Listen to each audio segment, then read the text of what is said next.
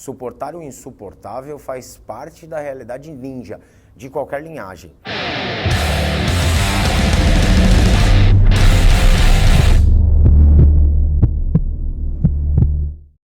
Tá? Não existiu esse pó. O que existe lá no Japão é que o Japão ele é extremamente metódico e por ser extremamente metódico, várias coisas eles fazem dessas formas muito bonitas, muito românticas. Então, um exemplo é a Yakuza, né? A Yakuza que, eu nunca me aprofundei muito a Yakuza, mas a Yakuza é uma máfia japonesa que dizem que quando uma pessoa entra, ela não sai mais, né? Ela está presa dentro dessa máfia. Por quê? Porque ela entrou, ela obteve informações, então ela não pode sair, né? E aí dizem que aquela pessoa que tentava sair da Yakuza, ou que tenta, a Yakuza talvez exista até hoje, não sei, mas aquela pessoa que tenta sair da Yakuza acaba morrendo. Só que aqui no Brasil, quando uma pessoa faz parte do tráfico, ela tenta sair do tráfico, ela é morta, não é? Então o traficante, eu sou o avião lá do traficante. Aí tá lá o traficante ferradão e tá o Causo levando a droga só até o consumidor final lá. Se eu decido sair, o traficante me mata. Aqui não é de forma discreta, né? A gente sabe que o cara queima, que o cara corta a cabeça, que o cara faz, enfim. Mas o japonês, ele é extremamente metódico, então ele fazia tudo de uma forma mais romântica e até onde eu sei, a Yakuza sempre matava de um jeito mais romântico, assim, mais que... E um deles poderia talvez ser esse aviso dessa carta muito louca aí. Mas não existe registro oficial dessa carta na realidade ninja. Essa carta aí, oficialmente, não existiu dentro do que eu sei de ninjutsu, ok? Eu não sei tudo, ainda bem. Sempre você fala no treino de suportar o insuportável, sobre isso. O ninja tinha alguma técnica de resistir à tortura, às vezes até levar a própria morte dele? O ninja tinha como obrigação essa técnica, inclusive. Suportar o insuportável faz parte da realidade ninja, de qualquer linhagem.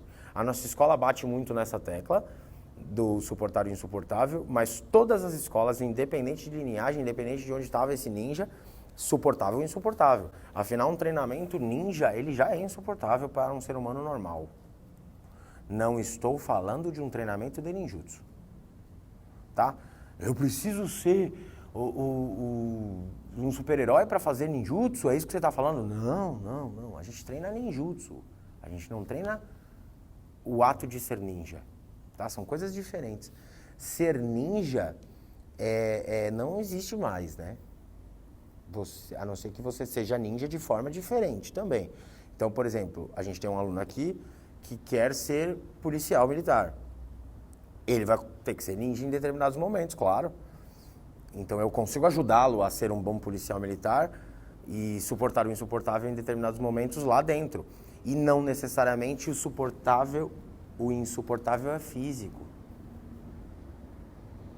Senão a gente nunca diria, esse cara é insuportável. Esse cara que está me batendo, por isso que ele é insuportável? Ele está me fazendo sentir dor, por isso que ele é insuportável? Não, ele está fazendo algo que começa a se tornar insuportável. Você começa a se distanciar daquilo por ser insuportável. O nosso lema é manter-se lá. Tá muito barulho, eu preciso sair daqui. Segura, respira, acostuma. Tá muita dor, eu preciso parar de fazer aquele exercício. O lema do ninja é segura, aguenta, continua. Porém, quando envolve missão. Então a gente cria missões dentro das aulas, né? E cada um tem a sua, né? Cada um tem a sua. Às vezes a sua missão agora é só conseguir fazer o seu chute passar da barriga, porque o seu alongamento está muito ruim. Às vezes o seu suportar o insuportável é ficar numa posição por X tempo. Às vezes o seu insuportável é vir para a aula. Sabe? Vencer a preguiça é o seu insuportável daquele momento. Então, suportar o insuportável, sim, é um lema e que vem desde o início, né? Eu acho que no Japão eles pregam muito isso, independente do ninja, tá? Até onde eu sei, o Japão é um dos maiores índices de suicídio do mundo, justamente porque as pessoas se cobram demais, elas querem demais suportar o insuportável. E aí, devido a falhas, o japonês várias vezes se mata porque ele não aguenta essa decepção, essa desonra na cabeça dele. Então, sim. Sobre tortura também? Era a mesma técnica que você usa hoje em dia no dojo, era para suportar a tortura? Só é mais intenso ou talvez diferente. Mas é exatamente isso, se eu não posso entregar a missão e a pessoa que me capturou está me torturando, eu preciso suportar o insuportável. E suportar o insuportável, às vezes, no caso do ninja, era inclusive se matar. Não era incomum, quando o ninja era preso, ele ser totalmente imobilizado para que ele não se matasse. Você já talvez tenha visto alguma cena em filme de pessoa no hospital ser amarrada porque ela está, por exemplo, tentando se desintoxicar de droga. E aí ela é amarrada? Por quê? Porque chega um determinado momento que ela começa a pensar em tirar a própria vida. Então ela é amarrada, ou numa cadeia, você não tem recursos de se matar, né? A pessoa te coloca numa cela onde não tem nada que você poderia se matar. O ninja desenvolveu técnicas, e aí eu tô dando um segredinho para quem quer se matar, mas enfim, tomara que ela não siga meu conselho, mas todo o ambiente que existe algo físico tem jeito de se matar. Então, só que o problema é a coragem disso. Então, vou dar um exemplo para você de um modo. Quando a gente pensa em se matar de forma, se enforcando, a gente pensa não, né? Pelo amor de Deus. Quando você pensa numa situação de uma pessoa querendo se matar se enforcando, como que você pensa isso automaticamente? Essa pessoa amarrando uma corda em algo alto e os pés ficando longe do chão, certo?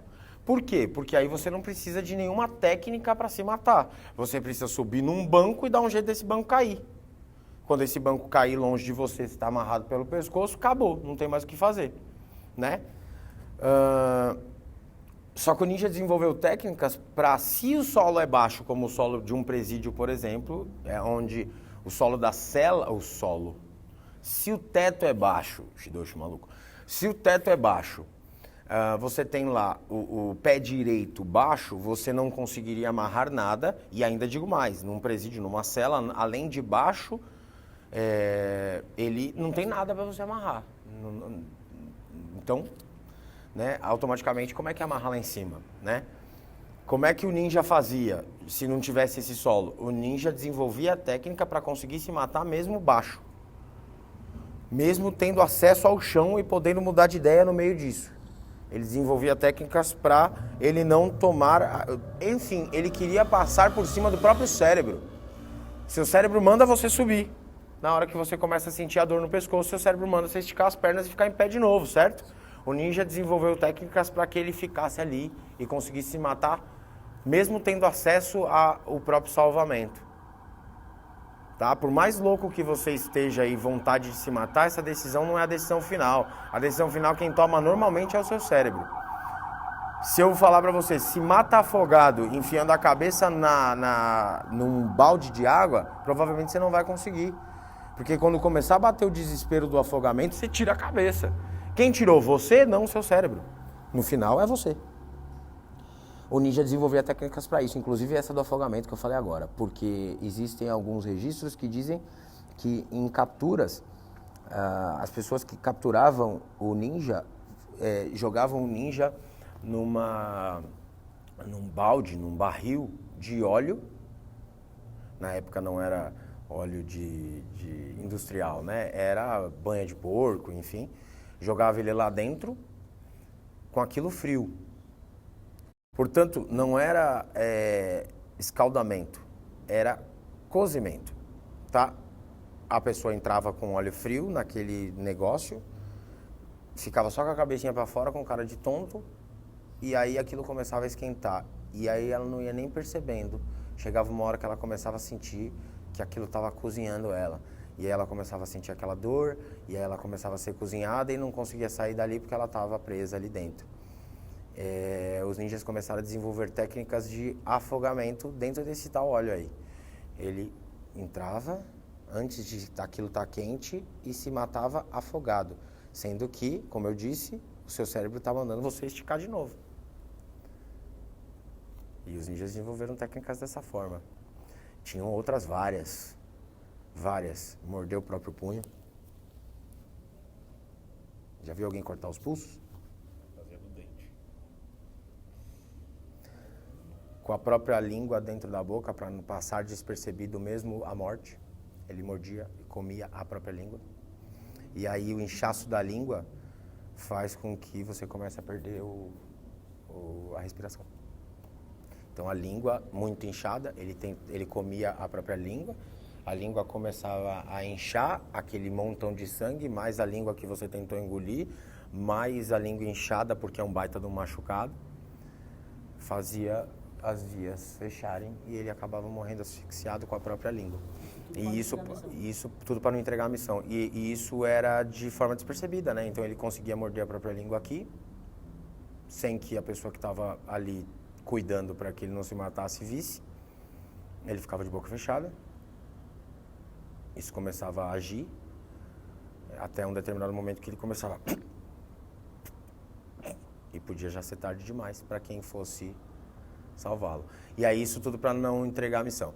Só que tinha a tortura, né? E aí o ninja tentava se matar muitas vezes antes até de começar a tortura, porque ele sabia que na tortura ele poderia chegar a um ponto de entregar a missão. Mesmo treinando para suportar o insuportável, todo mundo tem o mesmo corpo, ninja ou não. Então você só evolui mais aquela espécie de técnica, né? Uma pessoa chuta mais alto do que a outra porque treinou mais. Então uma pessoa dura mais dentro de uma tortura porque treinou mais isso. Isso quer dizer então que dentro dos clãs os ninjas treinavam as torturas? As torturas que não geravam grandes lesões eram treinadas dentro dos clãs. E às vezes a tortura é só psicológica. Manter você ali numa certa posição, né, numa certa... Enfim, a gente aprofunda muito mais o treinamento, mas sim, insuportável. Senhor, considerando então a missão e que o objetivo sempre era cumprir a missão, quando desnecessário, o ninja, quando ele não precisava entrar em combate, ele evitava então o combate? Vou responder sua pergunta melhorando a sua frase. Quando o ninja entrava em combate é só porque precisava. Não é porque quando ele não precisava ele fugia do combate. Era não entrar em combate faz parte da regra. Só entra em combate se precisa. É assim hoje em dia também, né? A regra não é sair na porrada na rua. Mas e se por acaso isso for necessário, você vai lá e toma a decisão de entrar naquele combate. Quanto é necessário? O que faz ser necessário? Hoje em dia, no nosso caso, é integridade das pessoas que a gente ama e nossa vida. Certo? Você não é... Para você conseguir vencer uma causa, sendo advogado, para você conseguir vencer uma causa, você jamais vai bater no juiz. Né? Ou seja, você não vai entrar em combate com o juiz. Portanto, no seu caso, é muito parecido com o ninja, né? Você quer cumprir a missão sem entrar em combate, né? Só que aí, a civilização faz com que, quando a gente trabalha com política, quando a gente trabalha com entendimento, a gente se entenda sem precisar entrar em conflito. Porém, nós estamos em 2020 e pessoas estão em guerra no mundo. Porque elas elas não tiveram entendimento. Eu só falo japonês. Brincadeira. É que elas não tiveram entendimento, tá? Por não ter entendimento, bate o conflito. O ninja, ele queria... ele não podia discutir com aquela pessoa, porque claro que não vai ter entendimento com aquela pessoa de lá, né? Com aquela pessoa que está protegendo... o lugar ou a situação para que o ninja não cumpra a missão dele. Então o ninja chegava lá e precisava cumprir a missão. Se ele fosse pego, ele precisava voltar com a missão cumprida. E aí tem a sobrevivência e a missão. Não entregar a missão e a sobrevivência. E aí ele entrava em combate. Foi daí que surgiu o marcial dentro do universo ninja. Que no início não era marcial. No início era só espião, ele não sabia lutar. O ninja no início não sabia lutar. O ninja no início só sabia infiltrar. Entrar e sair, entrar e sair, entrar e sair. Lutar veio depois. Tanto é que não é incomum você perceber de que policiais, alguns policiais não têm nem nada de arte marcial, mas no BOPE, por exemplo, quase todos têm. Porque ele precisava, ele infiltra e se acontecer alguma coisa ele precisa sair. Já o policial, o policial convencional, a polícia convencional, ela tem outras formas de atuação que são mais abertas. E por serem mais abertas, você acaba estando mais distante do oponente. Então, o policial não precisa entrar em conflito. O policial, teoricamente, não precisa nem encostar no oponente dele, no caso, a pessoa que está sendo abordada, a não ser só para revistar. Mas se ele não quiser, ele não revista. Se ele não quiser, não revista. Ele fala, em 3, 4, mão na parede. Se você não põe a mão na parede, você toma bala. Aí você põe a mão na parede. Se você se mexe, você toma bala, então você põe a mão na parede. A revista, ela é uma segurança a mais. Tanto é que é em segundo plano, né? Senão o policial chegaria escondidinho por trás, já revistando. Você agiria... É muita exposição, né? O BOPE, no caso, não. O BOPE entra sem falar que vai entrar. Né? O BOPE entra sem falar nada. Não tem só o BOPE, tá? De tropa de elite aqui no Brasil, no Rio de Janeiro. No Rio de Janeiro tem a tropa de elite da Civil, que é o CORE também. Sobre o treinamento que eles tinham, as pessoas que entravam nos clãs eram geralmente pessoas de fora que alguém do clã pegava e trazia, e aí como é que funcionava esse treinamento? Não entendi a pergunta. Se as pessoas que estavam dentro do clã treinando, como ela se tornava realmente um ninja para operações, desde quando ela entrava, tipo, se ela era, sei lá, uma criança órfã, uma pessoa do clã vinha, trazia, ou alguma coisa do tipo... Criança órfã. Criança órfã, isso surgiu num segundo momento do ninja, que é o momento mais famoso, que é séculos XV, XIV, um pouquinho, XV, XVI, XVII. Tá? 16 principalmente. No século XVI, aconteceu muito de pessoas ficarem órfãs por causa de período de guerra, normal, pessoas ficavam órfãs ou já até nasciam praticamente órfãs, né? A mãe às vezes morria no parto por situações adversas, ou às vezes o pai já estava em guerra, o pai já tinha morrido, ou às vezes a criança perdia os pais por causa de situações de guerra e não morria, junto com os pais. E aí ficava ali e tal, e aí existem registros de que os clãs ninjas adotavam essas crianças para transformar em grandes guerreiros. Mas também existem registros de que os samurais faziam isso também. Os clãs samurais adotavam crianças para virar samurai. Isso também existe, tá? Esse registro. Seja órfão porque nasceu no clã, seja criança porque nasceu no clã, ou seja criança que está no clã porque é órfão, o fato é que as pessoas não tinham certeza se iriam virar genins. Genins, apesar de eu estar entrando num termo, eu disse que eu não queria entrar em termo, para você ir para a missão, você tinha que se tornar um cara absolutamente diferente de todo mundo.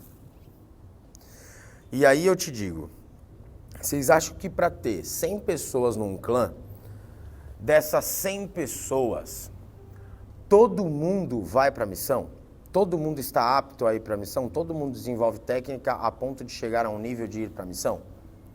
Não. Por quê? Porque para um clã estar vivo, esse clã precisa de pessoas que façam de tudo. Olha que louco que é ser ninja, olha que louco que é o universo ninja. Isso em todo lugar, na verdade, tá? Em todo lugar de colaboração.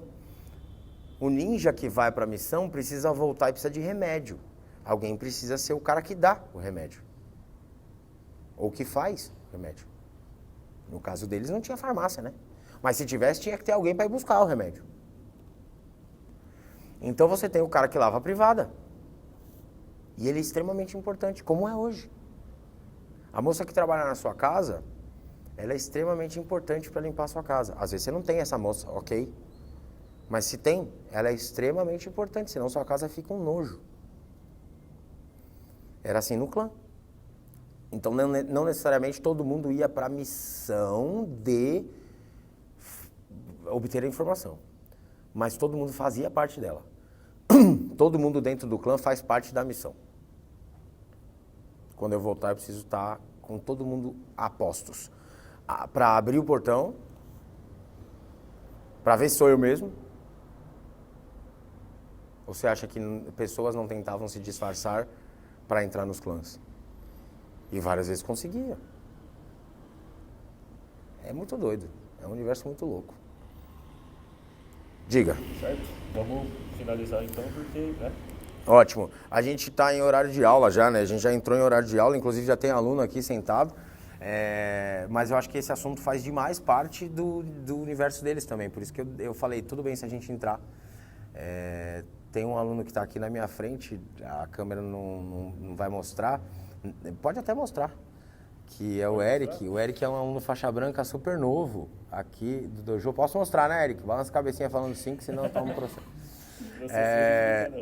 E tá o Eric e tá o Ricardo aqui.